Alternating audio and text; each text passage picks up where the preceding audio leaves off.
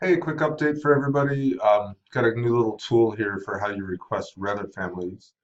If you go to Engineering and Revit Family Request, this is the new form that we're using to request families with.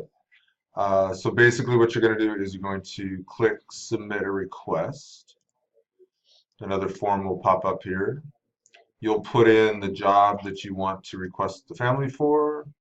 So maybe we pick Moffett Towers, put in your date required.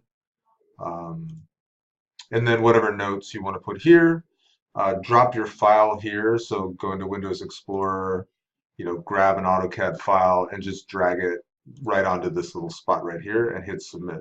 So that'll send the request to Esley so she knows what file she's working from. She'll have your notes and what job and what date it's required. From there, we added this other report up here. This report is called mullions per job. So if you open that report, it shows you all the mullions we've used so far and which jobs they've been used on.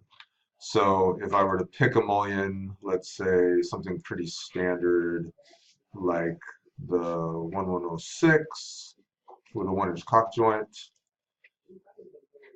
it'll filter for that, and then you can see what jobs we've used that on before. So here's Moffett Gateway WRNS, 279 East Grand.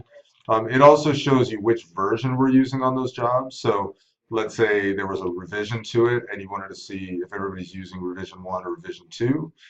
This would show you which version of the actual family is being used on that job. So that way, if we make updates and stuff, we can make sure everybody has the latest version. They're using that latest version. So, so those are the couple updates we made this week.